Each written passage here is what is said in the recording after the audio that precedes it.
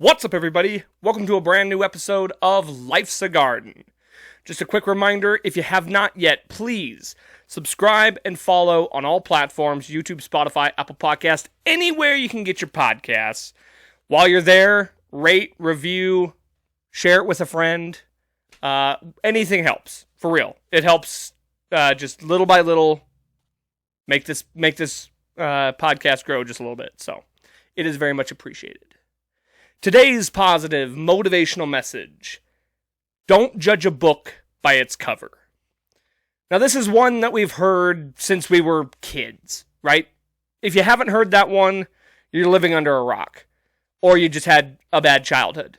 Because you don't judge a book by its cover. Now, typically, that saying applies to people. You're referring to people. Don't judge somebody based on the way they look. Give them a chance. Hear them out. See what they're like. Maybe it's somebody that you are going to be friends with. I think that principle can apply to many, many other things. Places. Food. You know, you see a dish and you immediately judge it based on its look. Maybe it's delicious and you'd love it. You look at a bar or a restaurant and you think, God, that's a dive. Might be one of the funnest places in town. And vice versa, you see something nice and you're like, wow, this is amazing. Like, this is going to be awesome. Doesn't always mean it's going to be that way. It could very much turn out badly. So when it comes to judging both people and places or things by their cover, just give it a chance. Sometimes intuition is correct and things are as they seem. But you would never know if you don't give it a chance. And who knows? Maybe you invite something new and exciting into your life just by taking that chance.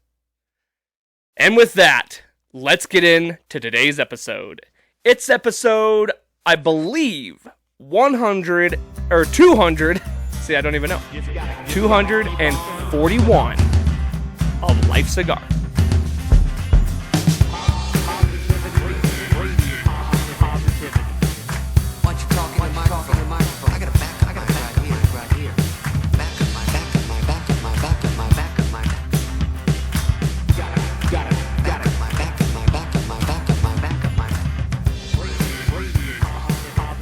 Correction. It is actually episode 242. You see, when you start getting up into the 200s, hell, even when we were in the 100s, I lose track.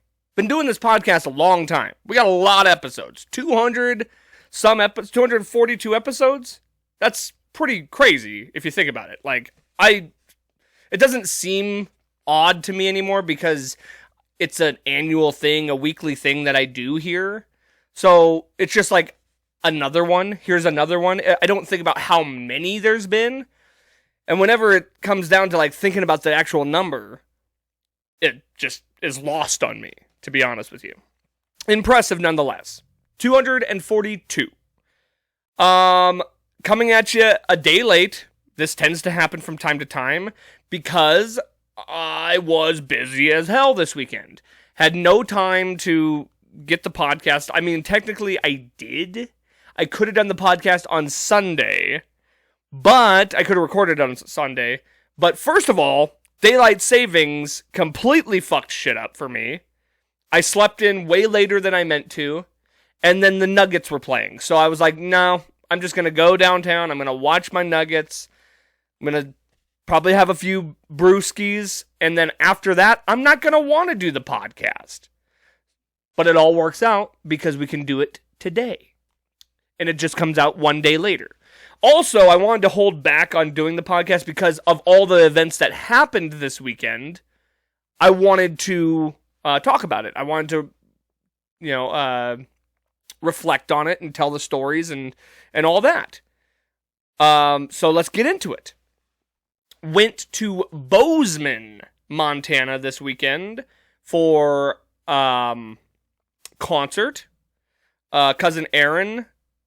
The musician is Pokey Lafarge. His name's Pokey Lafarge. He is a Americana old, like, 50s kind of rock style. Not necessarily my jam, not necessarily something I get into, but I do remember Aaron showing me his music a long time ago. He's very much into that, it's stand-up bass, like, Aaron's got a pretty wide variety of music that he enjoys. So he showed me, some of his stuff, plus many other things. And so I remembered hearing him. I remember hearing some of his stuff. But, again, just not necessarily something I would generally listen to in my day-to-day. But he was super excited that he was coming to town, or near town, to Bozeman. And we bought the tickets. Planned it, the trip was all planned. We had it weeks planned out. And I'm going to be honest. The week leading up to the trip, I was hesitant in whether or not I even wanted to go. Because, first of all, whenever we have shows here in town that I'm like 1 foot in, 1 foot out interested in, I tend to just not even go. I'm like, and that's here in town, much less driving 2 hours to go see a concert. I'll back out on shows here in town because I'm like, I'm just not vibing with it. I'm not feeling it. I'm not like overly interested in it. And then, in addition to that, I've never really been a huge fan of Bozeman.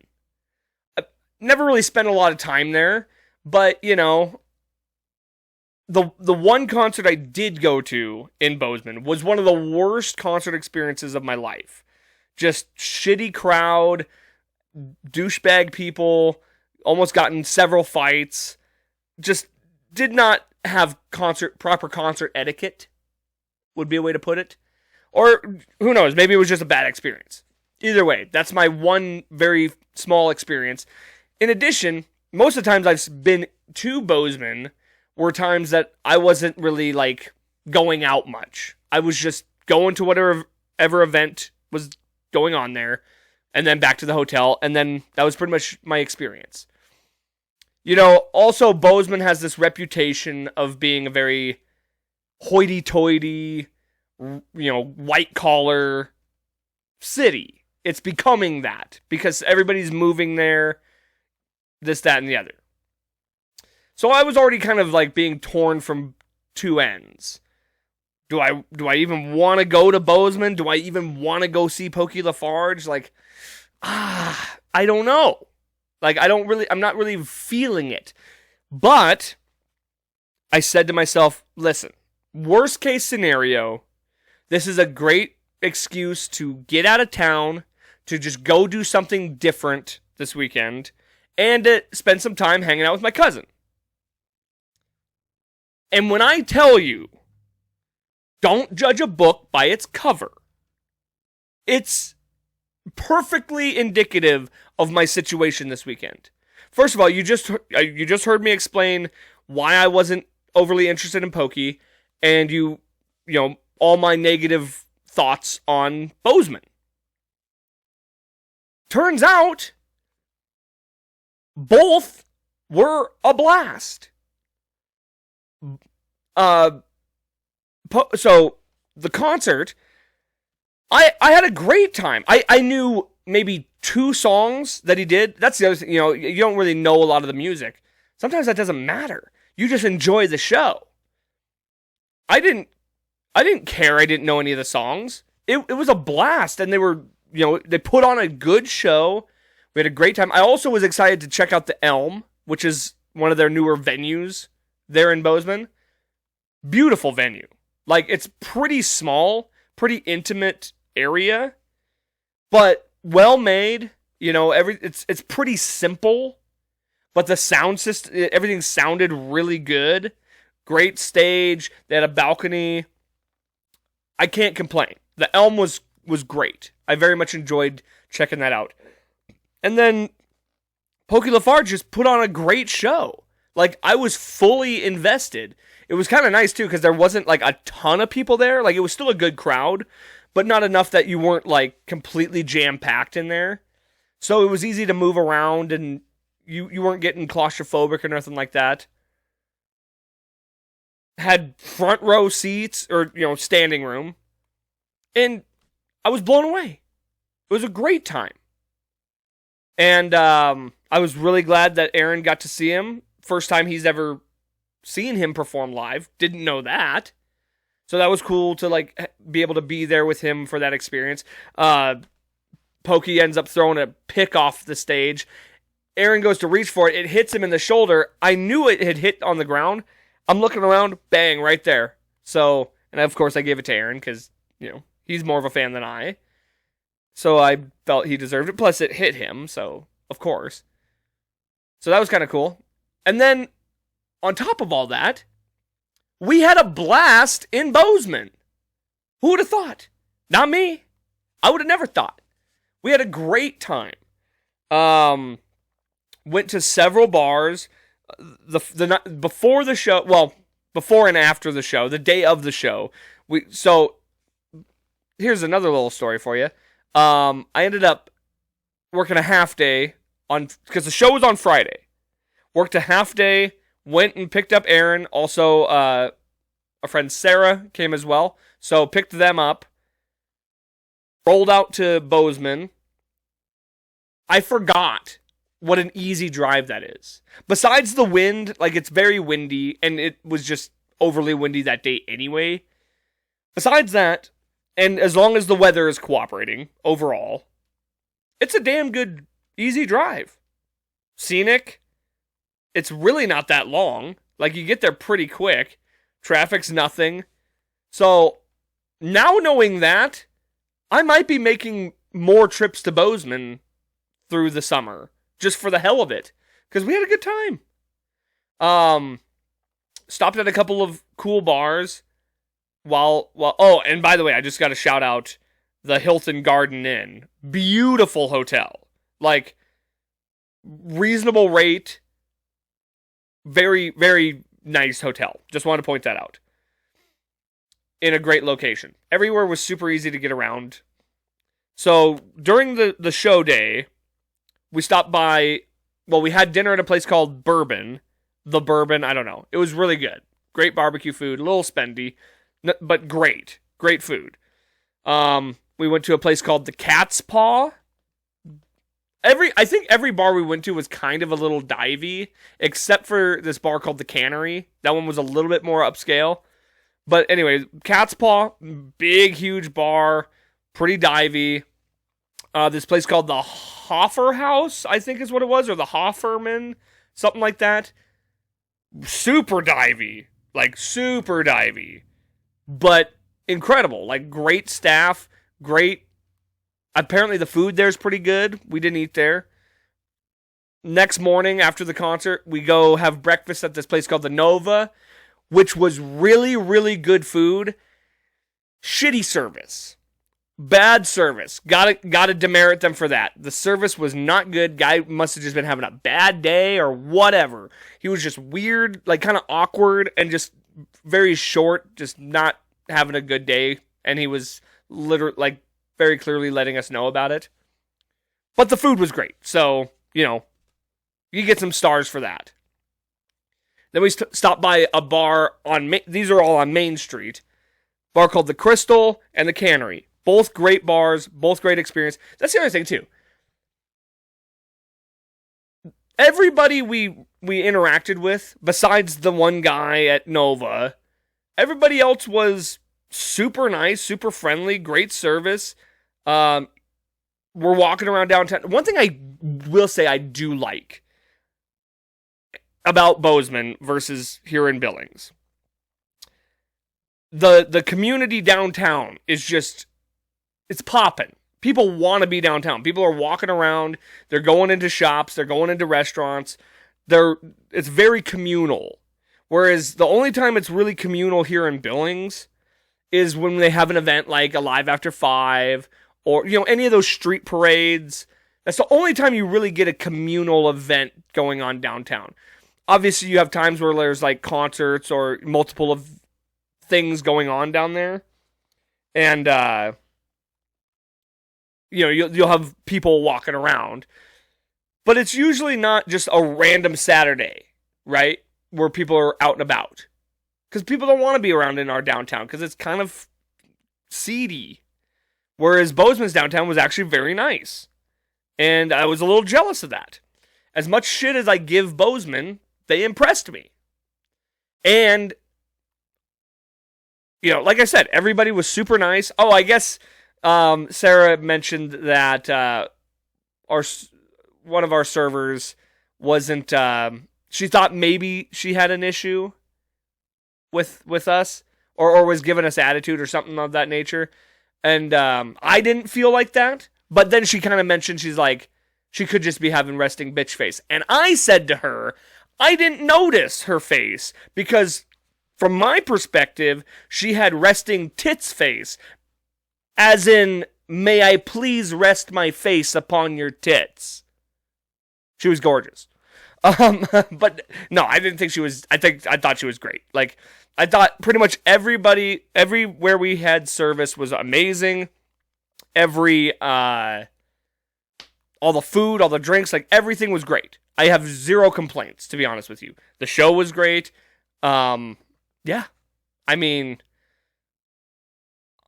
I kind of wanted to hate Bozeman because I've always hated on it. Not like Butte. I've never hated on it like Butte or, God forbid, anywhere in Wyoming. But it was always one of the, I like Missoula. I always have enjoyed Missoula. And of course you have the college rivalry too, so maybe that bleeds in a little bit in my bias against Bozeman. But based on this trip, they won me over. I'm a fan. Like, I might make a day trip there every now and again just to hang out and get out of town and do something different.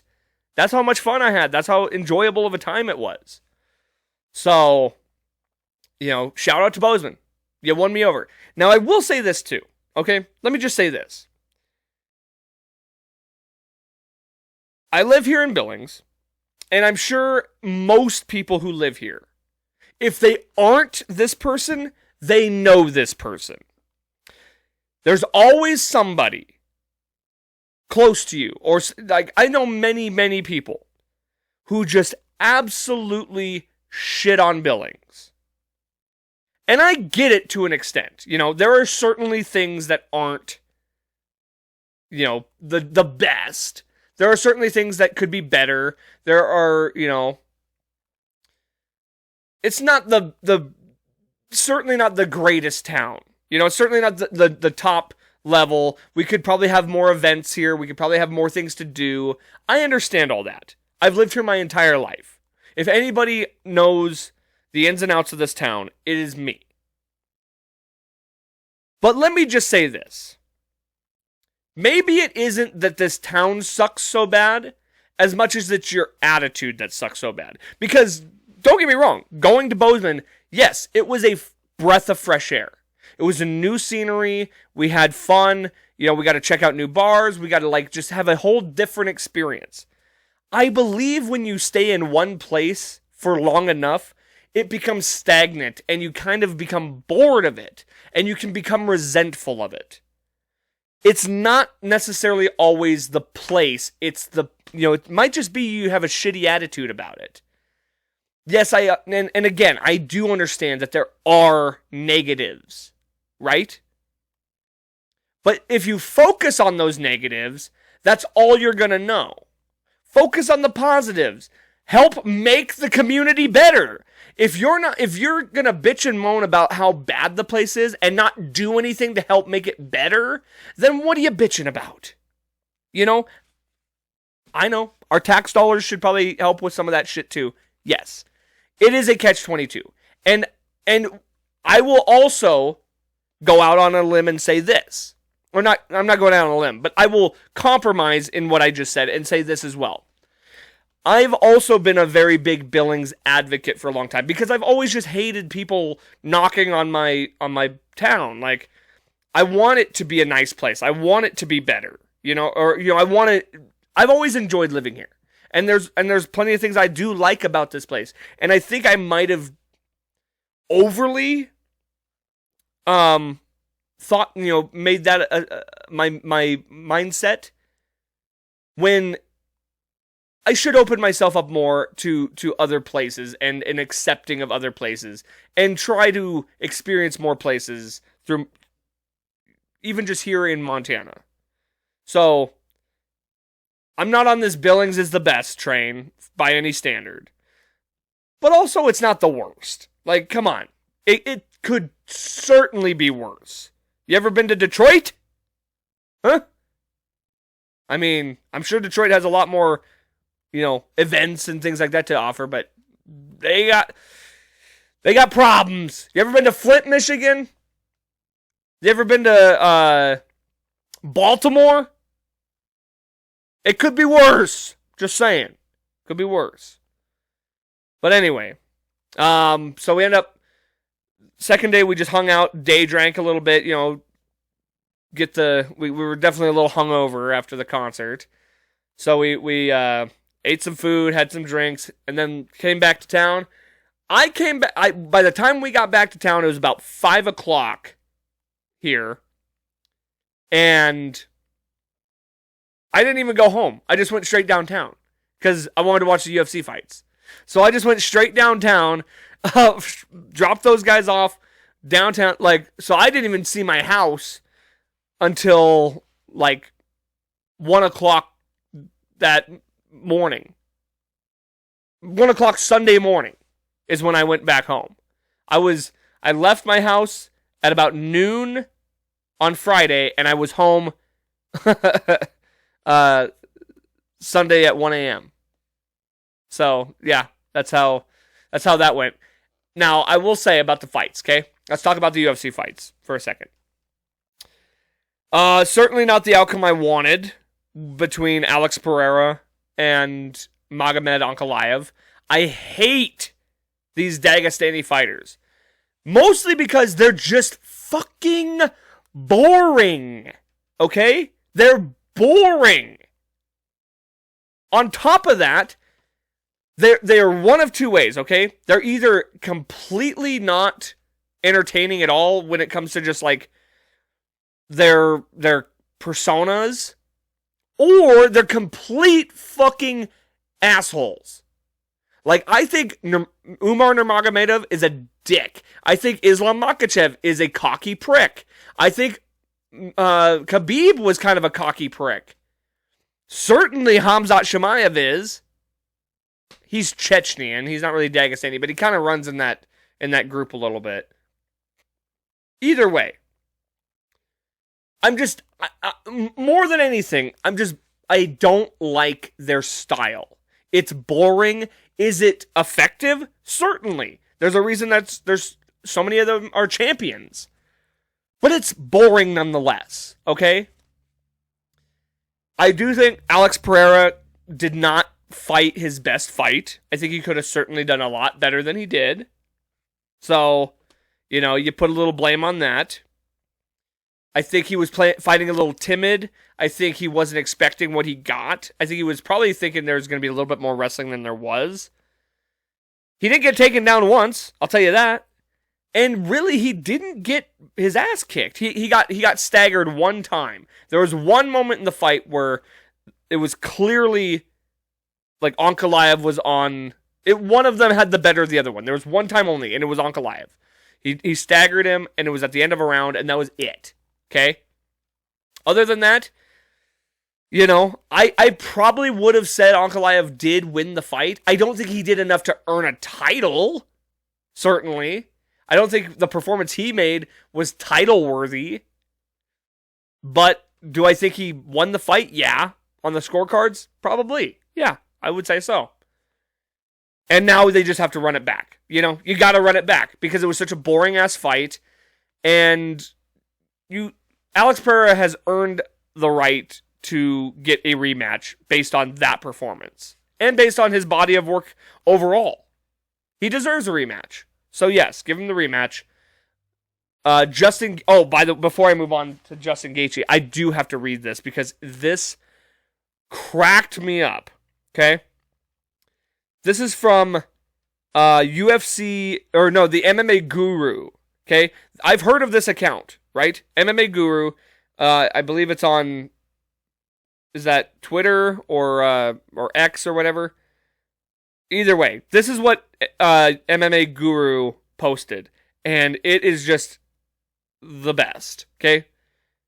UFC just gave the belt to a man for literally holding somebody against a cage.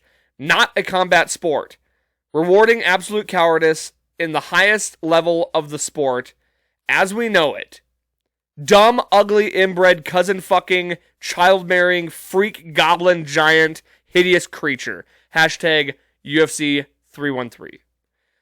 That escalated pretty quickly. Now, if you don't know what Magomed Ankalaev looks like, go look up a picture of him and then re-listen to that description I just gave. My favorite is freak, goblin, giant. Like, that is pretty accurate, if you ask me. But I read that yesterday and I was like, dude, he didn't hold back any punches. Unlike Pereira.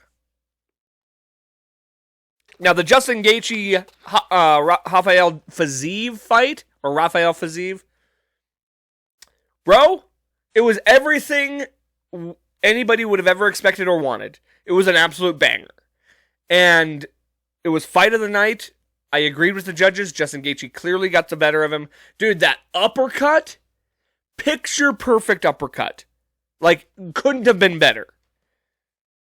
And then there was a couple other, there was some other good fights. There was a great spinning wheel kick for a knockout. That was amazing. Overall, I wouldn't say it's like the most memorable UFC card I've ever seen. Still entertaining, still fun. Didn't have one of them go the way I wanted it to, but regardless, still a good fight. Still a good time. Always enjoy going out to those. And, yeah, we got some good fights coming up after that. So, plenty to look forward to when it comes to UFC. I can't believe I forgot to mention this at the top of the show. Got to announce, our first show back, Cutthroat. Cutthroat's first show of 2025 is official. We have announced it. We will be playing at Craft Local. Did I announce this already? Maybe I did. Either way, I'll announce it again, just so you guys know. Craft Local, April 26th. Let me double check, make sure that's right. I do believe it's right. April 26th at Craft Local. No, sorry. Ooh, good thing I looked it up. April 18th. April 18th. Craft Local, 7 p.m., $10 at the door. We will be playing alongside Disposable Heroes, who are a Metallica cover band. That's going to be cool. It's just the two of us. We're going to open up the show, and then you'll get to hear some awesome Metallica. I'm hoping to sell this thing out. Like, I want to fill this place up. It's our first show back since August was our last show that we played. And that was even like it was more like a benefit show, so it wasn't even really like an actual show. Had a lot of people there, so I count it. But this is our return to the stage. So please, if you have the night off, if you have the night available, come on out. Support some local bands and just let's fill that place up. I think that would be amazing. If you're a Cutthroat fan, bring out all your merch, rock the merch, and show people that we got a great following, because we know we do. And just excited to be back. Excited to have a show again. Always excited to play music in general. And yeah, I'm just looking forward to it. So, Craft Local, April 18th. We'll see you there. What else is going on? We had the Oscars this past week. Was that last week or this week? I think it was last week. I'm almost positive it was last weekend. But I haven't talked about it. So at the Oscars. Not a whole lot to report on that. Conan hosted. Apparently it was pretty good. I don't watch the Oscars. The Oscars suck. The Oscars, award shows in general kind of suck. And especially like these Academy Awards and the Grammys and all those, because first of all, it's a committee of people. God, like who knows who's awarding these awards? Like who's handing these out? Who's like the authority figure that gets to cast their vote for what's the best thing, right? And most of it's always rigged because there's money involved, it's an industry thing, blah blah blah blah blah. Now the real awards are like the People's Choice Awards, or where the people get to vote, and it's all about like what the people enjoy, not what the critics enjoy, all that. So the Oscars are kind of just a bogus bullshit thing in general. A few notes that I will point out that just from things I've seen, clips. Zoe, or what's her name? Zeldana? Is it Zoe Zeldana? Let me look it up. Saldana. Zoe Saldana. She won for Best Supporting Actress. First things first, great actress. Amazing. She's been in a lot of movies I like. She was in Avatar. She was in Guardians of the Galaxy.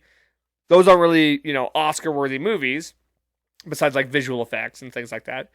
But still a great actress. So it's awesome to see her get the opportunity to, be in something that is going to be on the award circuit. And she won. Good for her. That's not why I'm bringing her up.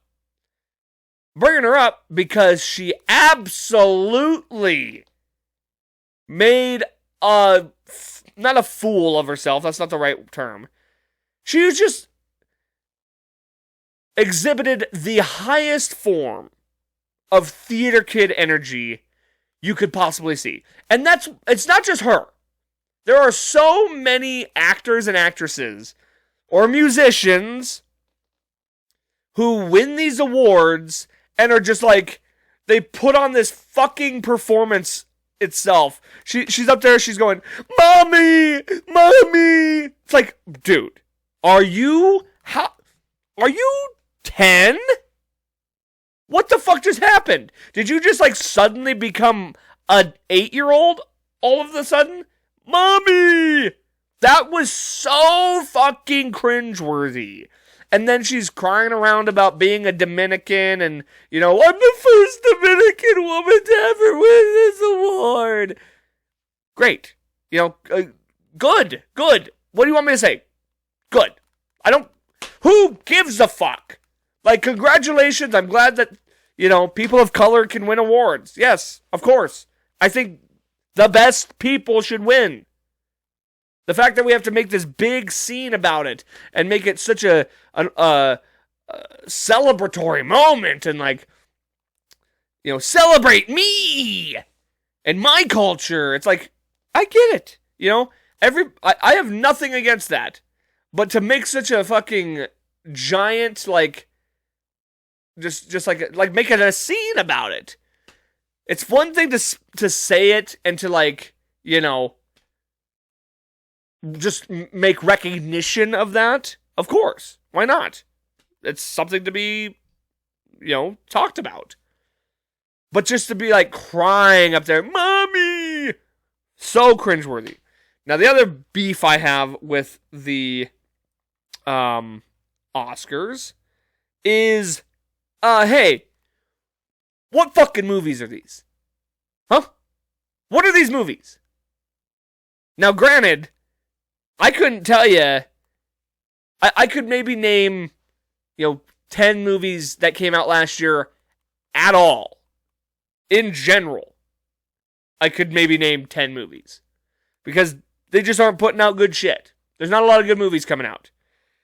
Which leads me to wonder, how were there 8 candidates for Best Picture? I'm trying to find the list. Best Picture. Where is it? Right there. Okay. So Anora. Anora won Best Picture. Never heard of it. Never even remotely knew that this movie existed. Here are the other movies that were on this list. The Brutalist. Never heard of it before this. A Complete Unknown. I did know that one. That's the one with that's the one with Timothy Chalamet as Bob Dylan. Conclave. Never heard of it. Dune Part 2. Really? Actually, did not realize that Dune Part 2 was on this list for Best Picture. Of course I know what that is. Amelia Perez. Hadn't heard of it before the Oscars. Nope, not once. I'm Still Here. Never heard of it. Nickel Boys. Never heard of it. The Substance. Never heard of it. So, out of all these movies, I heard of 2 of them. And they're all the award candidates. The nominees. And Anora won. Okay. You got me? Now, do I think Deadpool and Wolverine deserve to be the nomination? No. Was it probably the best movie of all last year? Probably. There wasn't a lot of good movies. Hate to tell you, I don't know what to tell you. Like, Hollywood fucking sucks. Hollywood can't make good fucking shit no more. So, they're just scraping the bottom of the barrel to get these Best Pictures. Yeah, I'm not a fan of... What other awards do we got here? Who won Best Actor? Was it Adrian Brody for The Brutalist? And then he talked forever. He had like a 6-minute long speech and people were pissed. Actor in a leading role. Yeah, it was Adrian Brody. And he talked forever.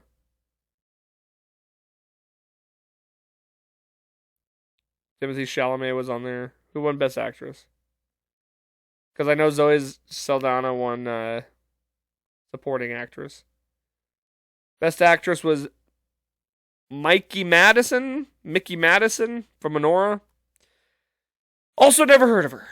So, it's the... they should just change the awards to the Complete Unknown Awards. Because we don't know anybody. We don't know any of them. Because nobody gives a shit anymore. Like, pat yourself on the back. Fucking, almost said Grammys. What are they? Oscars. But yeah, so, whatever about the Oscars. Oscars, Grammys, they all fucking suck. They're all boring. It's all just a big parade. It did feel like once upon a time, those award shows actually kind of held some weight and meant something. But that has gone completely by the wayside. I'm sure mostly because of the internet.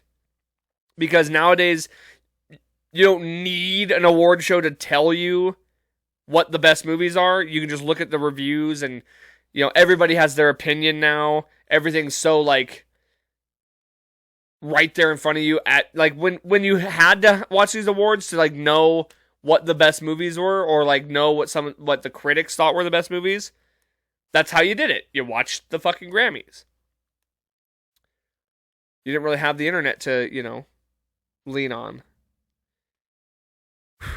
Okay, well, speaking of actors and actresses and all this, did you guys hear the details behind the Gene Hackman's death? So the actor Gene Hackman, legend, died in his home. This was a few weeks ago. Alongside his wife and one of his dogs. All found dead in their home. Initial reports indicate... Now, first of all, he's 95. I think his wife is like 68. Something like that. So considerably younger than him. Which, you find a 95-year-old man dead. Not very... uncommon. There's not a lot of question around that. However, you find a 95-year-old man, his 68-year-old wife, and one of their dogs all dead at the same time. Something seems a little bit suspicious. Now, first reports were thinking it's most likely like carbon monoxide, some kind of a gas leak, and it just killed them all in their sleep. If only that were the case. Here are the gruesome details of this tale. Like, it's tragic. Hold on.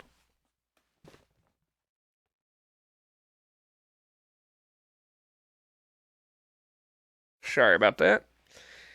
It's tragic enough to know that, a whole family and a dog were, not a whole family, a wife, a husband, and a dog were all found dead. Like, that's tragic. Horrible. You'd wish that it was carbon monoxide once you hear these details. So, he has, like, from what I understand, he has, like, dementia or Alzheimer's or something like that. He was suffering pretty severely from that. And 95 years old, like, medicated, needs heart medicine or whatever it was that he needed, right? He needed, he had medication that he was taking in order to keep him alive. Well, his wife ended up dying in the tub from, I believe it was the tub. Like, you can, I'm not sure that detail is correct. That's what I initially had heard. I don't know if that detail is correct. But she died of the hantavirus, which is a disease you get from rats. You get it from rats and mice, their saliva and their poop. She got the hantavirus and died from that. And then, 7 days later, Gene Hackman died of heart failure. Because he wasn't taking his heart medication. Because he didn't remember to take his heart medication. Because his wife was the one that was making sure he was taking it. But she wasn't around to be giving him medication. And him being demented and all that, he didn't realize that his wife wasn't around and stinking up the house, bloating. They said when they found her, she was already, like, she was, like, going through the stages of mummification. Bloating and mummification. Like, she'd been dead for a while. I believe it was 7 days. And then because she wasn't helping give him his medication, he died. So he's just walking around his house. His wife, God knows where she is, whether she's in the tub or she's in a bed somewhere. He just thinks his wife's sleeping. He doesn't realize that she's been dead. That she's, in the house stinking up the place.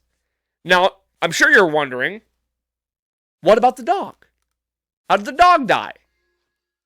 Hang on. Quick phone call. Let me take a break here. Hello? Alright, sorry about that. Gotta answer the phone when mom calls. Podcast or no podcast, you answer the phone when your mom calls. Where was I? Gene Hackman. Oh yeah, the dog. So, yeah, you're probably thinking, what happened to the dog? This is where it gets, obviously very tragic what happened to the other two. This is just sad. This is just disturbing and sad. Their dog had just gone to the vet, right? Because here was the other, suspicious part of all this. They had 3 dogs. 2 of the dogs were alive, and one of them was dead. Now, the reason the one was dead was it had just gone to the vet for, a procedure or something of that. This dog was sick, and it needed went to the vet and needed medicine. The dog was left in a kennel. I don't know why. Maybe they had just gotten back from the vet. Maybe they had left him in the kennels because they wanted to keep him away from the other dogs so he wouldn't get the other dogs sick. I don't know. I'm just speculating at this point. But he was left in the kennel, obviously wasn't receiving his medication, or being fed. Because Gene Hackman, demented, doesn't know to feed the dog, doesn't remember to give the dog its medicine, or let it out of the kennel. So the other 2 dogs are walking around. I don't know how they're finding food, but somehow they are. That other dog, though, God, you kind of just hope that dog died of its illnesses and not due to starvation, because that's just fucking horrible to think about. Overall, just an absolute horrible, tragic event that took place. I mean, yikes. Just yikes, bro. I can't even... Oh, it's like straight out of a fucking horror movie. For real. So, yeah. Gruesome. Gruesome details. Like, from what you originally had heard to what you found out, it's like, jeez.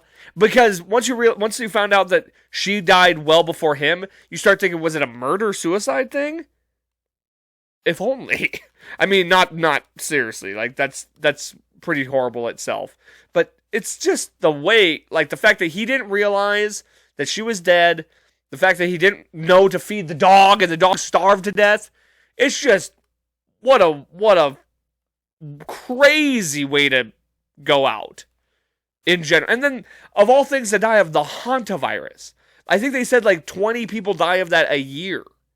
It's like rabies. Like, it's just so uncommon. But, yeah. Yay! Life's a garden, right? Like, good stuff.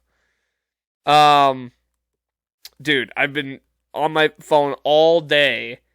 It is the first day today. Well, as of recording this, technically on Sunday, they've been going through it. It's the first day of NFL free agency. So I've just been like glued to my phone. So many big moves. Let me see what's new. Looks like, oh, that's interesting. The Eagles are trading Kenny Pickett to the Browns for Dorian Thompson-Robinson and a 5th-round pick. That's an odd little... Ooh, what is this? Oh, never mind. Concerts. Okay, so let's look at some of these acquisitions. First off, Myles Garrett. Myles Garrett is staying with the Browns. Signed the richest deal of any non-quarterback. He is slated to make $40 million a year annually. He is one of the best defensive players. Now, here's the thing that I have to say about old Myles Garrett. He put out this big statement saying that he wanted to play for a contender. He wanted to win a championship. That's his goal, is to win a championship. It's not about the money. It's about getting a ring. So he's ready to go play for a contender. And he requested his trade from the Cleveland Browns. Well, the Browns pulled out the old checkbook, put a bunch of fucking zeros behind it, and that's all it took. So everyone has a price, as old Ted DiBiase would say. Everyone has a price. So really, it's not about the championship, because if it was, you certainly wouldn't be staying in Cleveland, because you're guaranteed to not win a championship as so long as you stay there. It's just not going to happen. Especially for his, he maybe has like 6 good years left. Yeah, it's not going to happen. So, but hey, you know what? Get that money. And if all that trade talk was just to try and incentivize them to give him that money, hey, good on you. It worked. You have generational wealth now. I will never look poorly upon that. So good for him. He got the bag. Seahawks traded Geno Smith to the Raiders. So Geno Smith will reunite with Pete Carroll in Las Vegas. Also, Max Crosby signed an extension. Huge extension. The Seahawks picked up Sam Darnold as their new quarterback, but also traded away DK Metcalf to the Steelers. So now the Seahawks don't have any receivers. They have this quarterback who was kind of rocky for a while there, had a breakout season this year, and now you're going to bring him to a team with zero offensive weapons. Like, makes so much sense. Ooh. Rams plan to release Cooper Kupp after the new league year. So they're not even going to try and trade him. They're just going to release him. Let's see what else we got here. Oh, yeah, this is a big one. Commanders trading for Laramie Tunsil for a second and third and a fourth-round pick. Swap of fourth-round picks. It's big. Laramie Tunsil is a Pro Bowl caliber, one of the best left tackles in the game. The Browns are, or not the Browns, the Commanders are making some moves. Like, they are ready to build this team. They went and got Deebo Samuel. Now they got Laramie Tunsil. They signed somebody else. I don't remember. Maybe I'll find it on this list. Josh Sweat is going to play for the Cardinals.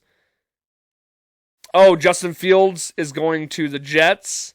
Broncos picked up a safety from the 49ers. His name is Talanoa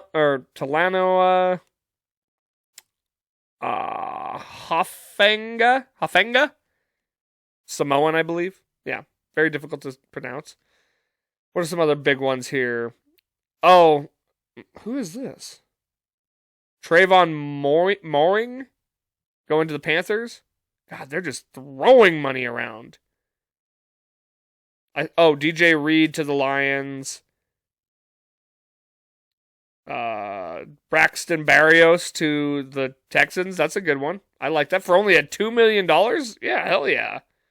I mean, only. Got it. If only. Oh, yeah, the Bucks are keeping Chris Godwin, which sucks because I was really hoping that the Broncos might pick him up. Now I'm just hoping that the Broncos can pick up Evan Ingram. That's a big one that I'm looking at. Buccaneers signed Hassan Reddick. That was a big one. Eagles are losing a lot of players right now. I mean, understandably so, because, you just won a Super Bowl. Everybody's pretty valuable at this point, and you can't really pay everybody. So they're starting to lose some guys. Khalil Mack is staying in San Diego, with the Chargers. J.C. Horn signed a huge extension, making him the highest paid defensive back. What's his name? Devontae Adams is going to the Rams, and Josh Allen signs the biggest contract in NFL history.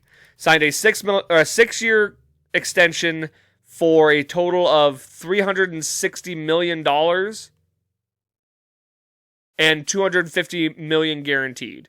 So he is guaranteed $250 million and stands to make almost $500,000 or $500 million. That's wild. Good for him. Hey, well deserved. He's one of the best quarterbacks in the league. So well deserved. Can't complain about that. Or can't look down upon that is what I should say. But yeah, those are some of the big moves so far. I mean, there's plenty of big ones to come, I'm sure. Just trying to see if there's anything I missed. Aaron Jones staying with the Vikings. I kind of was hoping that Aaron Jones might come to Denver. Hopefully the Broncos make some big moves. I would love to see that. That is something I am looking forward to. And then, of course, we have the draft right around the corner. Can't wait. Well, it's about a month away. It's a little over a month away. So, yeah, we got the draft here too. Lots of stuff going on right now. NHL and NBA playoffs right around the corner. March Madness. Can't wait for some March Madness. That'll be great. And, besides sports, one of my favorite holidays this weekend, St. Patrick's Day, gonna get wasted. Hopefully I have nothing else going on, because that's my plan, is go out and get wasted, as I usually do on St. Patrick's Day. All right, guys. I'm going to cut it short today. We're going to have a little short episode. I mean, it's still, fuck, we went over 50 minutes. Like, what more do you want from me, right? I'm squeezing this episode in this week. It was a long week, long weekend, action-packed weekend, so it is what it is. Don't judge a book by its cover. Whether it's a bar you think looks seedy, hey, it might be one of the funnest bars you've ever been to.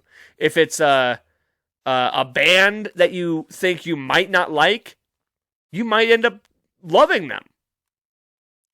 And of course, if it's a person that you're judging them based on the way they look, hey, they might be one of your best friends. So don't judge a book by its cover. Give everything a chance. Give everything a what do they call it? Is it a shooter's chance? I'm not sure what the term is.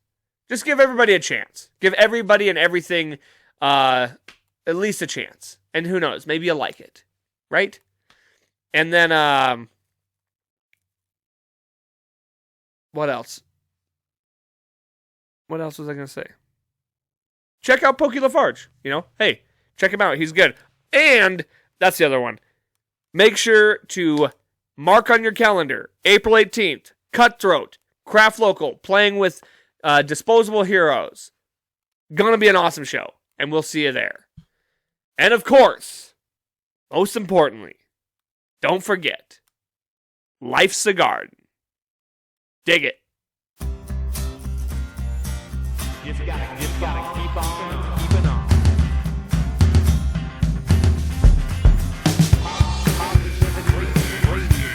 Positivity. Why don't you talk in your microphone? I got a back right here. Back of my back of my back of my back of my back of my back. Got it. Back of my back of my back of my back of my back of my back.